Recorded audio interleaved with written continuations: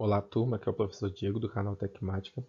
No vídeo de hoje a gente vai resolver mais uma questão que envolve lucro e prejuízo e a situação é a seguinte: qual é o preço de custo de um produto vendido por R$ 240, sabendo que na transação o comerciante teve um lucro de 20% sobre a venda, beleza? Então, ao contrário das outras situações que nós víamos corrigindo, nesse caso, né, o lucro, ainda assim, sempre, né, turma, vai ser determinado pela diferença entre a venda e um custo. Essa fórmula aqui, digamos assim, essa equação é de extrema importância que você tenha essa noção intuitiva de que se você tem um valor negativo nesse resultado, é um prejuízo, um valor positivo é um lucro, mas o foco aqui é que ele fala do lucro sobre o preço de venda. E o lucro sobre o preço de venda nada mais é do que uma razão na qual você compara o lucro e o preço de venda. Então, quando você faz essa comparação, no caso do contexto do problema, ele está falando que se eu dividir o preço de venda, né, o preço do lucro, sobre o preço de venda, nós vamos encontrar aí um percentual de 20%. Essa informação é de extrema importância, turma, por quê? Quando você for interpretar o problema, você vai observar que o lucro nós não temos como inferir ali a partir do enunciado.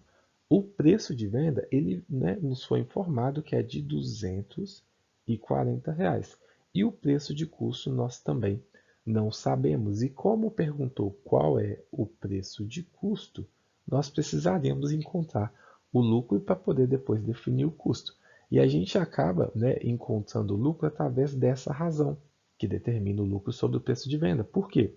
Se eu considerar, né, que o lucro sobre o preço de venda, que é R$ 240, é igual a 0,20, eu posso depois, utilizando aqui, né, a sua pedaço de equação, lembrar que o 240 que está dividindo esse primeiro membro da equação, ele pode ser reescrito do outro lado pela operação inversa, que é a multiplicação. E aí a gente chega numa situação na qual eu sempre digo, você pode sim transformar 0,20 em 1/5 e multiplicar isso por 240. Você vai chegar na fração 240 dividido por 5, que seria facilmente resolvido pela divisão mesmo. O múltiplo de 5 mais próximo do 24 é o 4, porque 4 vezes 5 é 20, beleza? E aí 24 menos 20 seria o 4 de resto. E a gente teria a situação do 40. 40, né, digamos assim, é um múltiplo de 5 e 8 vezes 5 que resulta em 40. Então, nós encontramos que o lucro, turma, seria de R$ 48. Se você multiplicar, pessoal, vou até tentar fazer aqui, para vocês não acharem, né? Ah, mas como eu vou saber transformar em fração? Você sabe porque você é professor e tudo mais, sempre escuto isso. Mas não, turma, é porque você tem que deixar, né, as possibilidades abertas para que você possa fazer um mesmo cálculo, um mesmo processo por diversas formas diferentes, beleza? Deixa eu só apagar aqui em cima, esses dois aqui, para a gente ter um espaço melhor para fazer esse cálculo pela forma decimal também, porque aí você fica ciente que independente da maneira que você calcule, você vai chegar ao mesmo resultado. Então vamos lá. Pensando que você iria multiplicar 240 vezes 0,20 ou 20 centésimos, pode ser até 0,2, tá, turma? Né? Caso você queira dar uma resumida aqui nos cálculos, pode ser 0,2, mas vamos aqui de 0,20 mesmo. 0 vezes qualquer valor é zero, né? Por isso que você poderia resumir 2 vezes 0, 0, 2 vezes 4, 8, e 2 vezes 2, 4. Aqui a gente já tem, né, a imagem do que eu te falei, porque 0, 0, 8 e 4, levando em consideração que aqui nós tínhamos duas casas decimais, a vírgula aqui vai ser marcada após duas casas decimais.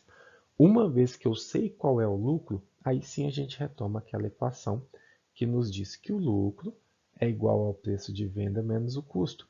Eu sei que o lucro é R$ 48. Eu sei que o preço de venda é R$ 240 e também sei que o custo é o valor que nós queremos encontrar. O custo aqui, turma, o preço de custo, a gente reescreve ele no primeiro membro da equação pela operação inversa, que é a adição.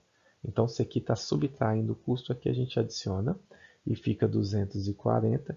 Esse 48 que está adicionando, né, que é o lucro no primeiro membro, a gente se reescreve pela operação inversa subtraindo. Então aqui o custo será 240 menos 48, 192. Beleza, turma? Espero ter ajudado. E aí, respondendo, né, o problema de uma maneira mais formal, ele pergunta qual é o preço de custo de um produto vendido por determinado valor. Você pode falar que o preço de custo desse produto é de R$ 192. Um abraço e até a próxima, turma.